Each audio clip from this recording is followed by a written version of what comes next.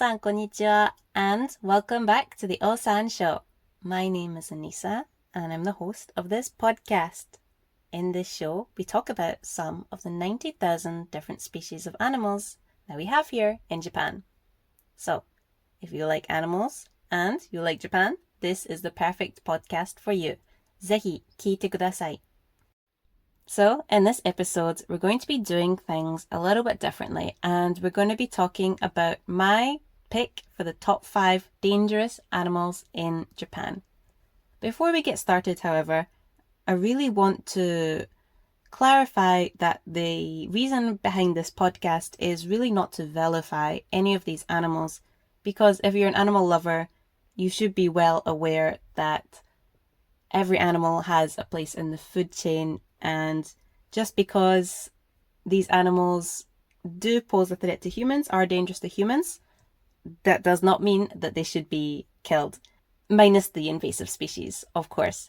So the reason why I made this episode is not to vilify, but rather to educate people who might be coming on a trip to Japan and are a little bit worried if they should be mindful of any dangerous animals. Japan does have some dangerous animals. I want to make that clear. A lot of people don't consider Japan to have dangerous animals. When they come on a trip to Japan, they don't really research if there's any dangerous animals here, but I would like to highlight that yes, there are some dangerous animals here.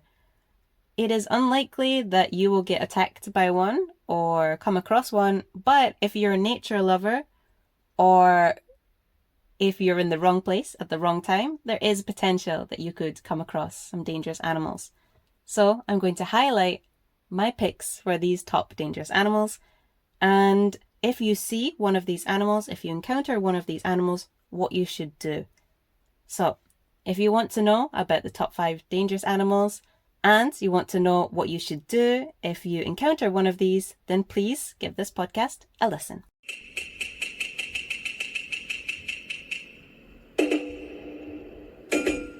Number 5. The giant centipede, or mukade in Japanese. I want to start out by saying that a lot of people hate these animals, and I completely understand why. But for me personally, they're interesting. However, I can completely understand why people hate them because they do cause a lot of problems here and in other countries, and most Japanese people do hate them, which makes complete sense. But I like them, so I'm going to talk quite a lot about them today. So, the first thing I want to say is that centipedes are not actually insects. They are arthropods, but they are not insects. And if you don't know the difference, what's the difference between an insect and non-insects? So insects are arthropods, but they have more specialized criteria that must be fulfilled. Insects have 3 body parts: the head, thorax, and abdomen, and 3 pairs of legs as adults, so they have 6 legs in total. They must have compound eyes. I'm sure if you've ever seen a photo of centipedes, you know that they do not have 6 legs. They have a lot more than that. So they can grow up to 20 centimeters, which makes them physically look terrifying, and they like to hide in cozy places such as shoes, toilets, bed liners, and they have also been known to climb up to you or crawl up to you in your sleep, with a preference for body cavities such as ears or noses. This is because they like humidity, so they tend to go to humid places. What should you do if you find one of these in your home or at the Airbnb or hotel that you're staying at?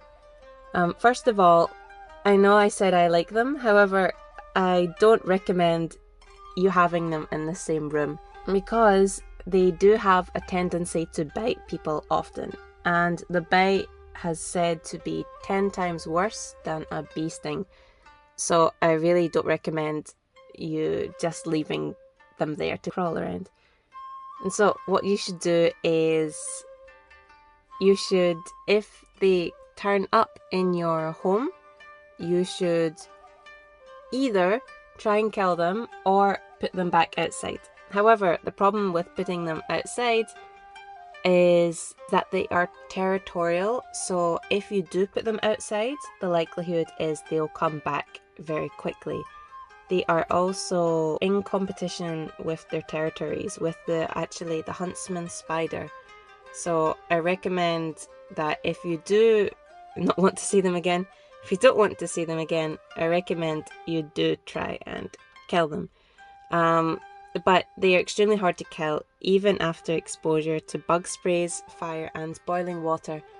So how I recommend to kill them, if you feel like there's no other option, is to actually just drown them in a jar of water. Any temperature is okay. But hopefully you don't have to see one, ever. As a preventative measure, you should really be careful of your shoes before you go outside. You should really check your shoes before you put them on, because there is a chance that they would live in your shoes as well. So if you are bitten by the giant centipedes, it does hurt a lot, but you won't die unless you have some sort of allergic reaction. So that is why that they are number 5 on this list.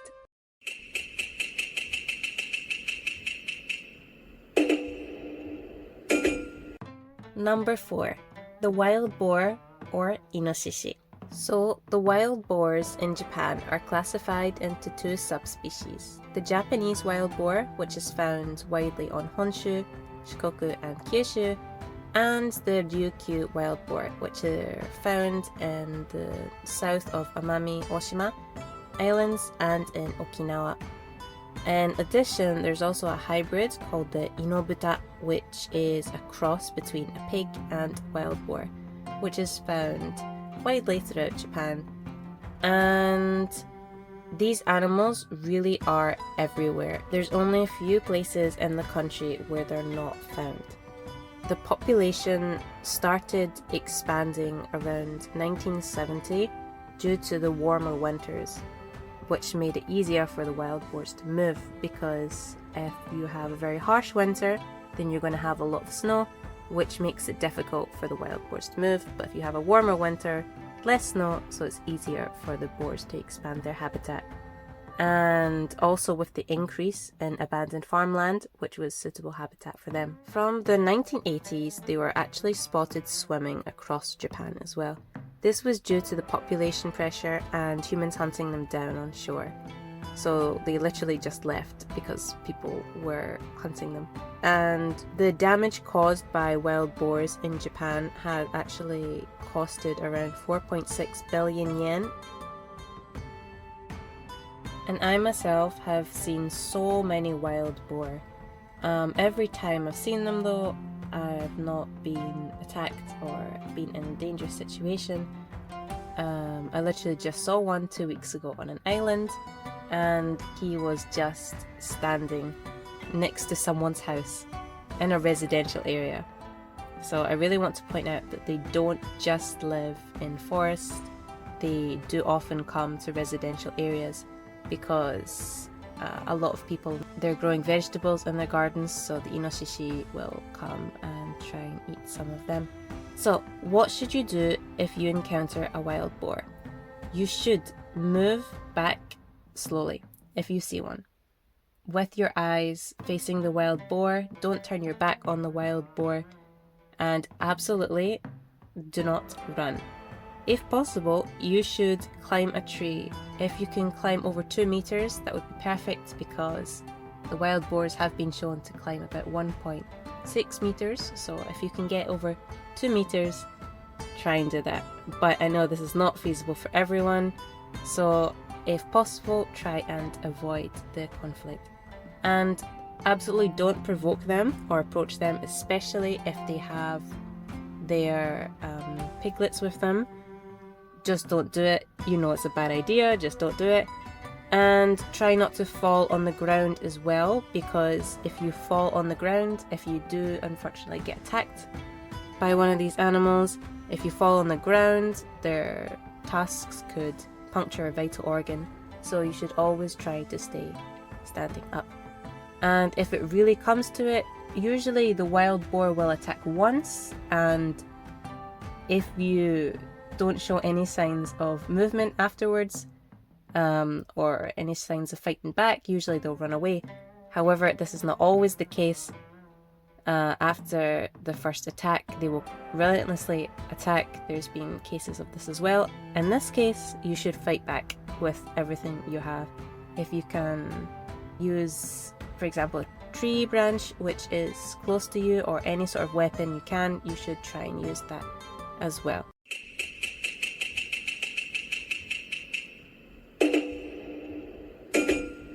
Number 3, the Japanese pet viper, or Mamushi. And perhaps you've heard the name Mamushi quite recently, because it is the title of a popular song by Megan Thee Stallion and Yuki Chiba, called Mamushi. The one that goes, Watashi wa star, kira kira, that one. And the reason why the song is called Mamushi is because I just watched the music video, unfortunately. And yes, Megan does seem to be transforming into a snake, a Mamushi snake, and killing off Yakuza members. So that was interesting.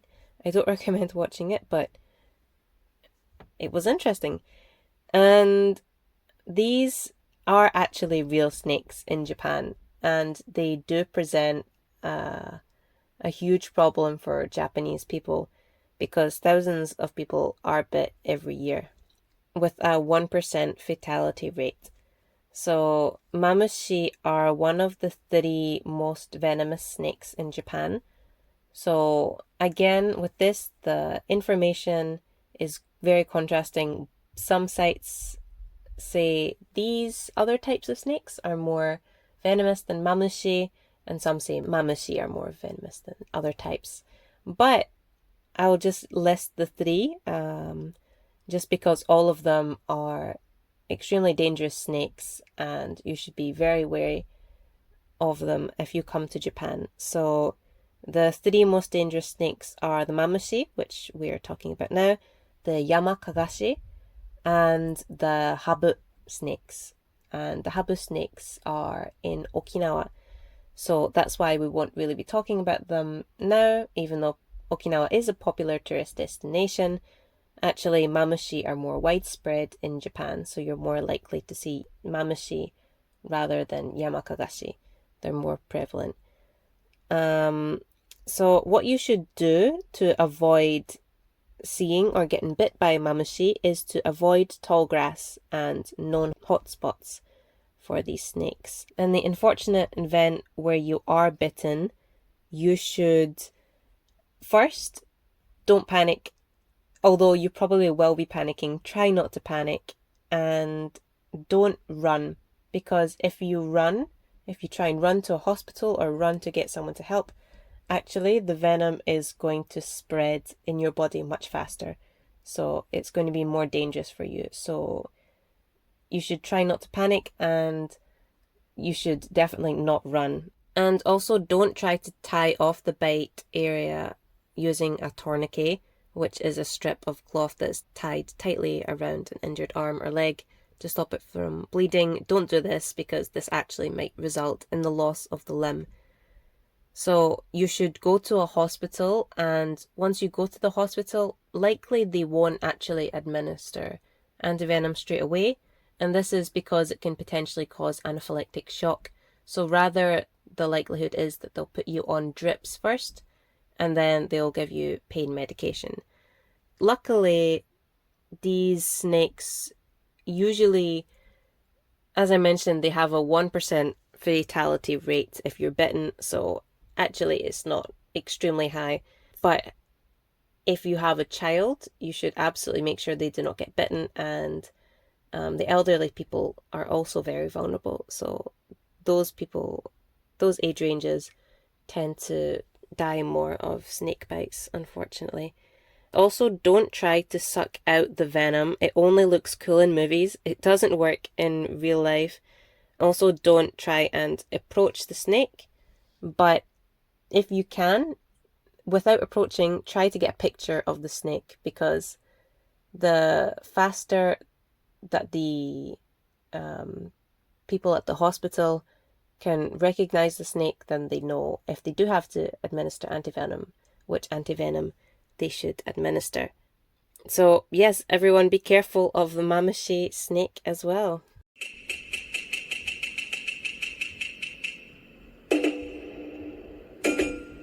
Number 2, the Asian black bear, or Tsukinowaguma in Japanese. So usually these black bears keep to the mountains of Honshu and Shikoku, and the attacks are more rare than the brown bears. However, as food becomes scarcer, encounters between villagers and bears have been rising, especially in the months before hibernation. So, as attacks have been rising, it's really important that we know what to do if we're in the unfortunate circumstance that we encounter a black bear. And I want to point out that the Asiatic black bears are different from the American black bears. So we also need to be mindful of the behaviors which we display to these bears if we encounter one of them. Actually, the advice on what to do if you encounter a black bear is extremely conflicting on the internet. Look, one site says one thing, one site says the other. So I'm just going to be telling you guys about some of the advice that seems to be the same on a lot of different websites. Number 1 is that you should be loud when you're hiking in the mountains. And what I mean by this is that you should go in groups if possible. You should try not to solo hike if you're in an area where you know that there are black bears, and you should make your presence known by any way possible. And a popular method for this is actually using a radio and having the radio on as you're walking, or playing your favorite music is also good to make your presence known. Although this has been debunked, I suppose, by one of the researchers working at an institute for black bear conservation in Japan. And according to her, actually this doesn't work because the mountains are so vast, so probably the bears can't hear you anyway, so there's no point in doing that. But for me, personally, I think it's a good idea, because if the bear's very close by to you, say in 50 meters or so, my guess is probably it can hear the BTS music that you play at max volume. So that's my personal take on it, but I will let you guys be the judge of that. If spotted, you should back away slowly. Eye contact has also been a topic of controversy. Should you keep eye contact? Should you not keep eye contact? Honestly, the advice is very contrasting, so good luck. Choose one or the other if you encounter one of the black bears, and regardless, you should back away slowly, and whatever you do, do not run, because the bear is probably 100% faster than you. It can climb trees, you can't climb trees, so honestly, just walk away slowly. Do not run, whatever you do. And if you are attacked by one of these bears, if you have like a backpack or a jacket on, you should throw it at the bear to kind of distract the bear, and hopefully the bear won't feel threatened by whatever you just thrown at it. Do make sure though the backpack doesn't have any food in it, because the bear will try and get the food. And yes, good luck. That's all I can say if you're attacked by a black bear. Honestly, for me, the best thing would be the bear spray, to have that on hand, and just be mindful of bears, because they can attack and they can kill people.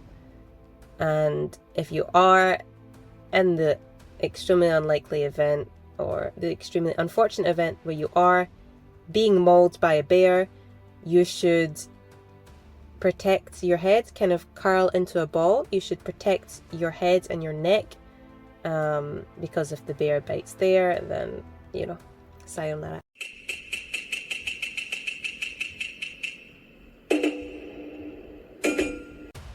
Number 1. The Japanese giant hornet, or suzumebachi.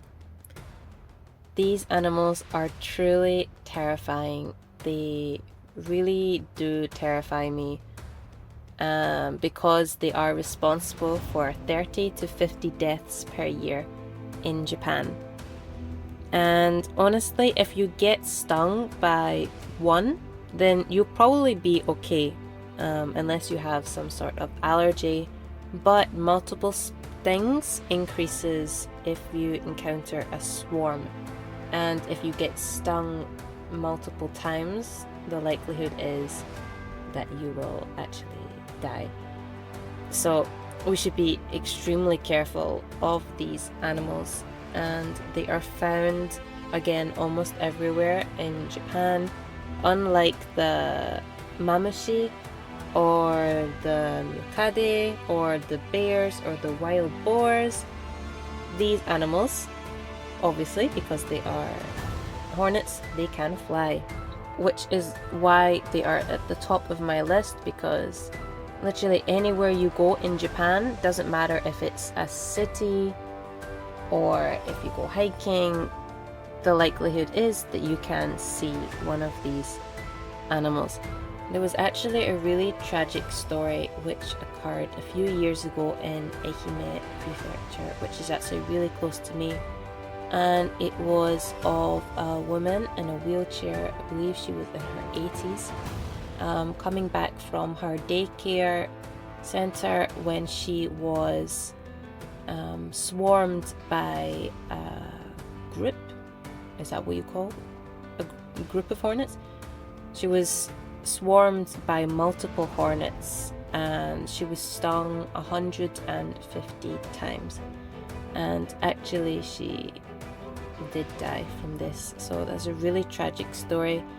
Her caretaker was with her, but her caretaker couldn't really do anything as she was getting stung, and firefighters were called, but they weren't aware that the woman was being stung. So they thought she was in a safe location, so they actually didn't bring any protective gear either. So everyone just had to watch helplessly for around 50 minutes as this woman was getting horribly stung by these Japanese hornets. So I really it's a very sad example, but I really wanted to give you guys that example just to show you that yes, one Japanese giant hornet may not be extremely dangerous, but if you get swarmed by them, then it can be. Unlike honeybees, the hornets can sting multiple times. So with a honeybee, you might have already heard this, but once it stings once, then it dies, because as it stings, actually its internal organs comes out with the stinger, which causes the bee to die. However, the hornets don't have a barb on their stinger, so if they attack you, they can sting you multiple times and inject this venom into you. Not only the stinger can cause damage, but also the sprays of venom, which comes from their mouth. It's extremely potent, and it can cause blindness if this venom gets into the eyes. Even more alarming is that the venom not only contains pheromones that attract other hornets, but also acts as a sign for them to identify their target. If you have been sprayed with venom, you may become more likely, you may become the target of the attracted hornets. If you are stung by a hornet, you should seek medical attention immediately. Before you get stung, there are some preventative measures you can take around these hornets. And I do want to mention that the case I just talked about of the woman passing away in the wheelchair, that was actually a very rare case. Usually they don't attack unprovoked. However, if you get close to their nest, then usually they will defend their nests. So I want to ask you a question. Where do you think their nests are? Where do you think that they build their nests? When you think of a nest, you usually think in a tree, right? You usually think somewhere up on a tree, somewhere quite far away, but actually Japanese giant hornets, their nests are in the ground. So one of the ways, obviously if it's in the ground you can't see it very well, but one of the ways you can avoid this nest is that the hornets will actually make this kind of clicking sound, which is a warning sound for you to get out of there. And if they make this clicking sound and start flapping their wings, it means that an attack is imminent. So I recommend you get out of there very quickly. As you're escaping, you should also try and lower your body as you're leaving the area, because if you do this, then you get out of the hornet's line of sight, so you should try and lower your body. And if possible, you should not wear black clothes. You should wear lighter colored clothes, like white clothes. And I've heard this is because that if you wear black, it's actually similar to the Asian black bear, which we talked about, so they might confuse you as an Asian black bear. However, I do want to say with this one, I went hiking 4 days ago, and I did come across a Japanese giant hornet. I was wearing a black cap, a black t-shirt, black shorts, black leggings, and black shoes. So if you do find yourself hiking and you realize, oh my goodness, I'm wearing black from head to toe, don't worry too much, because he didn't attack me. So it's not if you wear black you're gonna get attacked. But if possible, you should not. Don't be like me.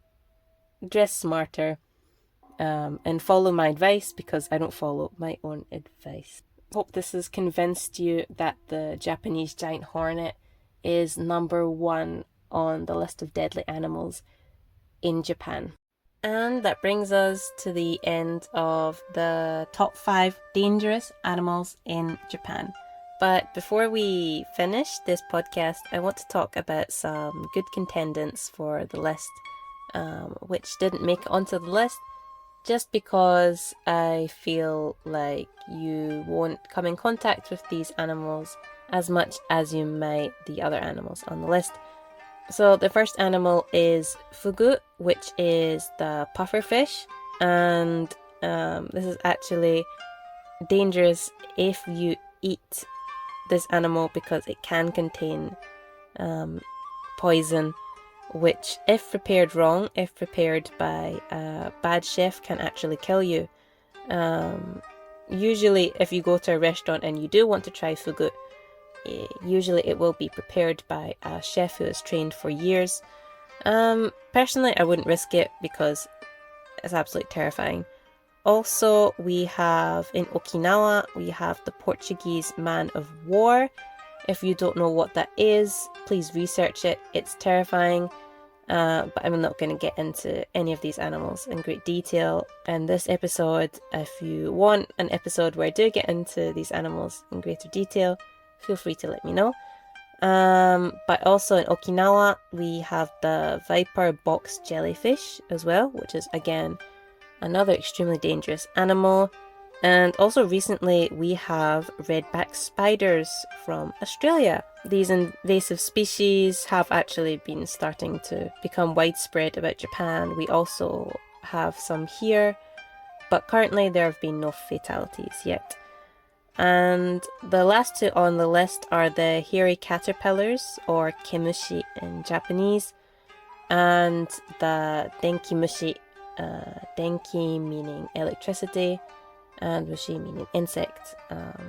If you get stung by one of these, it literally feels like an electric shock going through your body. So these are just some of the animals that are great contenders for the list and are absolutely dangerous, but the likelihood of you coming in contact with one of these animals is slightly less likely than the others. And that brings us to the end of the episode. How did you enjoy today's podcast? It was a little bit different from what we usually do here on Osan Show, but I really hope that you learn something about the animals that we have in Japan and what to do if you encounter some of the dangerous animals.